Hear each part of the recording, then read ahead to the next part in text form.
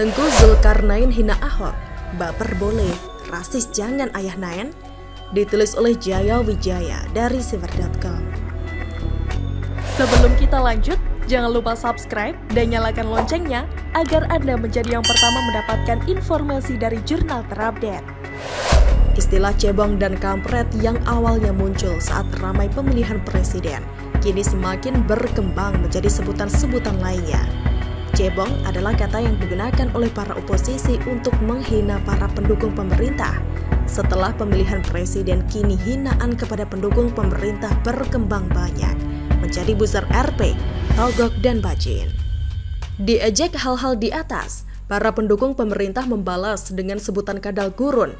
Berdasarkan pantauan penulis, hampir 100% pendukung pemerintah mengejek para oposisi dengan sebutan kadal gurun. Kadal gurun bukanlah sebutan untuk suatu ras tertentu, apalagi jika dikaitkan dengan agama tertentu. Rocky Gerung yang adalah ateis tetap dipanggil kadrun. Lius yang adalah keturunan Chinese beragama Buddha juga disebut kadal gurun. Yang muslim seperti Quraisy Shihab, Buya Syafi'i, Denny Siregar hingga Ca Alif pemilik SeaWorld yang adalah lulusan pesantren tidak akan dipanggil kadal gurun karena kadal gurun tidak berarti ras atau agama tertentu. Jadi kata tersebut tidak lebih dari ejekan seperti buzzer RP, togok hingga bacin yang sering diucapkan kadal gurun itu sendiri. Kenyataannya pendukung pemerintah cukup membalas istilah yang digunakan para oposisi untuk mengejek mereka. Padahal hinaan terhadap pendukung pemerintah begitu banyak dan bervariasi. Tapi kenapa hanya dengan satu frasa kadal gurun saja sudah berhasil membuat para pendukung oposisi kejang-kejang? Ingat kata pepatah, sebelum mencubit maka silahkan cubit diri sendiri dulu. Kalau siap menghina orang lain, maka harus siap menerima hinaan kembali. Jika malah baper, artinya para oposisi belum siap dengan alam demokrasi. Jika tidak siap demokrasi, maka silahkan ke gurun beneran yang negaranya tidak menerapkan demokrasi. Apalagi sampai membuat hoax hanya karena kepanasan dengan istilah kadal gurun. Contohnya, hoax bahwa istilah tersebut berasal dari PKI untuk menghina ulama Islam. Sudah banyak yang membahas hoax tersebut. Salah satunya adalah Merdeka.com. Cek fakta tidak benar istilah kadrun muncul sejak zaman PKI. Untuk membantah hal tersebut, di sini penulis memberi tantangan kepada para oposisi yang menyebarkan hoax PKI tersebut. Jika kadal gurun mampu menjawab pertanyaan penulis, maka penulis akan percaya jika PKI memang sedang akan bangkit dan bukan sekedar hantu yang digunakan untuk pengalihan isu. Coba sebutkan buku sejarah mana, judulnya apa, dan halaman berapa yang memuat bahwa kadal gurun adalah istilah PKI? Tentu tidak sulit bukan jika itu memang fakta, karena buku sejarah PKI ditulis hingga ratusan judul. Tengku Zulkarnain rasis karena baper dengan istilah kadal gurun. Kali ini yang baper dengan frasa kadal gurun adalah Ustadz Tengku Zulkarnain yang entah pernah sekolah agama di mana sehingga digelari Ustadz. Baper adalah hak asasi manusia, silakan baper, karena penulis malah bahagia melihat orang-orang seperti Tengku Zulkarnain, Novel Bamukmin, Fadlizon dibuat baper oleh Ahok yang baru saja mengkritik Pertamina. Tapi walaupun boleh baper, sebaiknya kita jangan rasis, sehingga mengeluarkan kalimat rasis seperti berikut ini. Ahok sebut kadrun akan demo jika dia jadi dirut Pertamina. Jika benar dia sebut kata kadrun, sungguh Ahok tidak tahu diri. Ahok, ente diterima tinggal di NKRI saja mestinya sudah syukur. Sadarlah diri, kata Tengku melalui akun Twitter @ustadtengkuzul. Ahok lahir di Bangka Belitung, Indonesia adalah kehendak Allah. Suka atau tidak, maka sudah sewajarnya negara menerima beliau. Jadi kenapa Ahok harus sadar diri? Karena sesuatu hal yang memang sudah sewajarnya dia dapatkan. Syekh Ali Jaber yang bukan lahir di bumi pertiwi saja boleh menjadi warga negara Indonesia. Kenapa Ahok harus sadar diri terhadap kadal gurun seperti Anda untuk sesuatu yang adalah haknya? Memangnya Indonesia ini negara milik kadal gurun? Ahok hanya pernah salah ucap soal satu ayat. Bagaimana jika kalimat Tengku Zulkarnain ini diucapkan kepada para muslim yang mengungsi di negara Eropa? pada para imigran yang melakukan aksi terorisme di negara Eropa? Bagaimana jika mereka dikatakan, kalian harusnya bersyukur diterima di negara kafir? Bagaimana perasaan umat muslim seluruh dunia? Mungkin akan demo 7 miliar karena ini levelnya sudah dunia. Bayangkan berapa banyak SJW munafik di Eropa yang juga akan ikut demo? Jadi jangan mencubit jika tidak ingin dicubit. Tapi tenang saja, negara kita tidak akan heboh karena pernyataan Tengku Zulkarnain.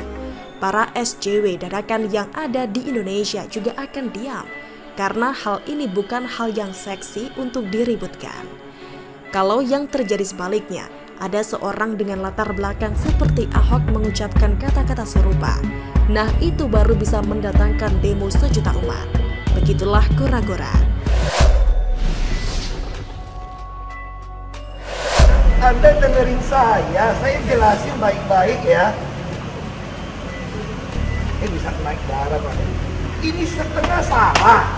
Lalu saya perintahkan anak buah saya yang udah salah puluhan tahun dibenerin.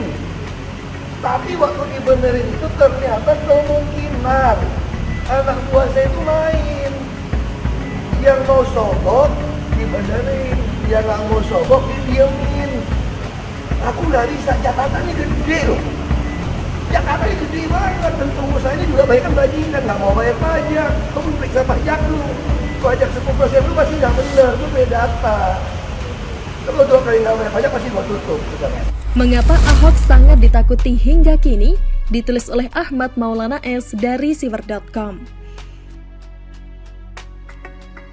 Sebelum kita lanjut, jangan lupa subscribe dan nyalakan loncengnya agar Anda menjadi yang pertama mendapatkan informasi dari jurnal terupdate. Bila ada yang bertanya siapa sosok yang paling ditakuti pasca reformasi, maka jawabannya adalah Ahok. Ada begitu banyak alasan mengapa banyak pihak yang masih saja takut terhadap Ahok. Ada pihak-pihak yang begitu ketakutan Ahok akan menjadi pemimpin Indonesia di masa mendatang dengan alasan tak rela jika Indonesia dipimpin oleh figur yang bukan seiman. Padahal telah amat jelas bahwa setiap warga negara memiliki hak yang sama dalam hal memilih dan juga dipilih. Dan pihak ini biasanya selalu merasa bahwa kelompok merekalah yang paling benar sendiri, hingga dengan segala cara mereka melakukan apapun semata demi bisa menghabisi karir politik Ahok. Di mata kelompok tersebut, Ahok mutlak selalu salah. Bila Ahok berbicara, maka bagi mereka akan langsung dinilai salah. Ahok tak bicara pun tetap juga salah. Ketika Ahok di balai kota juga salah, bahkan Ahok di penjara pun masih saja salah. Di mata kelompok tersebut tak ada satupun dari Ahok yang bisa dianggap benar. Semuanya salah, dan jikapun tidak salah, maka tetap harus serta wajib salah. Begitu menakutkannya sosok Ahok, hingga bahkan Gubernur Zaman Now pun ikut-ikutan pula menyalahkan Ahok dalam hal penyusunan RAPBD 2018. Benar bahwa Ahok banyak memiliki keterbatasan untuk membela diri, namun bukan berarti para pendukungnya akan berdiam diri saja. Bahkan setelah dibombardir berderet-deret fitnah, tetap saja tak mampu untuk membuat nama Ahok tenggelam. Bahkan justru menjadi kian bersinar, mengingatkan semua bahwa emas walaupun dilumuri bergumpal lumur tetap saja emas. Ahok menjadi begitu ditakuti karena memiliki 2 senjata utama, yaitu ketegasan serta ketidakinginan untuk berkompromi dalam hal-hal yang buruk. Selama menjabat, Ahok ditakuti bukan karena titel pejabatnya, melainkan memang karena kredibilitasnya yang benar-benar mumpuni. Dan kredibilitas tersebut dijalankan Ahok berdasarkan pada pepatah Tiongkok kuno yang mengatakan bahwa masyarakat tak perlu takut dengan pejabat jenis apapun kecuali satu, yakni pejabat yang tidak terima uang Anda. Saya berusaha menjadi pejabat yang seperti itu, tidak terima uang, supaya Anda takut sama saya, kata Ahok saat musyawarah perencanaan dan pembangunan atau Musrembang di Jakarta Utara 3 tahun silam. Tak sedikit pengusaha, kata Ahok, mengeluhkan gaya kepemimpinannya yang dianggap sulit diajak kompromi. Kendati demikian, Ahok tak pernah ambil pusing atas tanggapan tersebut. Mau disogok nggak mau, susah kalau mau cari uang gelap-gelap sekarang. Menurut Ahok, pengusaha paling suka dengan pejabat yang bisa disogok, sebab semua urusan jadi mudah. Paling enak kan pejabat bisa disogok, semuanya bisa diatur. Kalau pejabat nggak bisa diatur, repot kita, ucap dia. Bahkan kata Ahok, saudaranya malah melarang dia menjadi gubernur karena sulit untuk dicari kelemahannya. Saudara saya pun ngomong, lebih baik Ahok jangan jadi gubernur lah. Mau nipu dia lebih pintar, mau galakin kita lebih galak lagi dari kita. Repot nih orang, ujar Ahok bercerita. Pada saat menjabat, Ahok tak pernah kecut nyali menghadapi gerombolan pengeruk anggaran, preman, birokrat bobrok, dan pengusaha hitam. Bagi Ahok, hitam adalah hitam dan putih adalah putih, tidak ada abu-abu. Sikap Ahok yang sedemikian keras dalam memberantas yang tidak benar jelas saja membuat para penikmat harta dan tahta yang selama ini bak raja dan sultan menjadi perang dan mengadakan perlawanan. Aksi demo berjili-jili digelar tanpa henti selama berbulan-bulan lamanya. Bahkan banyak tahun setelahnya masih saja mereka sibuk melakukan reuni untuk alumni yang tak pernah sekolah dan kuliah tersebut. Sasaran apa lagi yang ingin dicapai? Dakwah? Sholat berjamaah atau segala yang akbar-akbar? Haha, semua itu tak lebih hanya sekedar topeng belaga.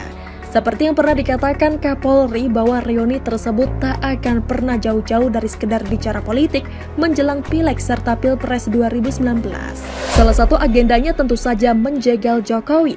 Sebab bila Jokowi sampai berhasil 2 periode, tak tertutup kemungkinan bahwa langkah Ahok juga kembali ke pentas politik nasional menjadi jauh lebih mudah. Bagaimanapun juga, pidana penjara yang Ahok jalani tak akan menghilangkan hak politiknya untuk dipilih sebagai pemimpin. Bahkan penjara justru kian menempa Ahok dalam hal kedewasaan serta kejernihan dalam berpikir tentang Indonesia Jaya hingga menjadi semakin terasa. Itulah salah satu yang membuat pihak-pihak tersebut menjadi begitu ketakutan. Betapapun Ahok adalah musuh bagi orang yang anti Pancasila dan Bhinneka Tunggal Ika. Ahok adalah seorang tiran bagi mereka yang biasa nyaman ber-KKN. Ahok juga adalah predator bagi mereka yang terbiasa ABS atau asal bapak senang. Ketika diejek dengan sebutan anjing, Ahok justru mengamini ejekan tersebut dengan mengatakan bahwa dirinya sebagai anjing penjaga uang rakyat. Ahok memang setan pembasmi mafia yang hobi korupsi. Meski dicaci sebagai anjing dan setan, Ahok menunjukkan bahwa dirinya adalah manusia yang taat hukum serta hormat kepada keputusan hakim, serta tak gentar menjalani vonis yang diterimanya menuju penjara. Bagaimanapun harus diakui bahwa belum pernah ada tokoh yang begitu ditakuti kemunculannya dalam panggung politik Indonesia pasca reformasi kecuali Ahok. Karena Ahok orang bisa rajin sholat subuh berjamaah. Karena Ahok kelompok-kelompok yang dulu berseberangan secara ideologi serta tata cara ajaran bahkan kemudian bersatu dan bergandengan tangan. Karena Ahok pula orang-orang yang dulu memberikan pujian kemudian berbalik melontar makian. Bahkan hingga kemarin pun masih saja FPI mewanti-wanti agar Ahok sebaiknya tak lagi kembali berpolitik. Benar-benar telah menjadi sebegitu menakutkannya seorang Ahok yang saat telah tak menjabat pun masih saja membuat pihak tersebut gemetar tak berkesudahan. Bagaimana menurut Anda? Silahkan menulis komentar di kolom komentar. Jangan lupa untuk like, subscribe, dan share. Argana pamit. Assalamualaikum warahmatullahi wabarakatuh. Sampai jumpa.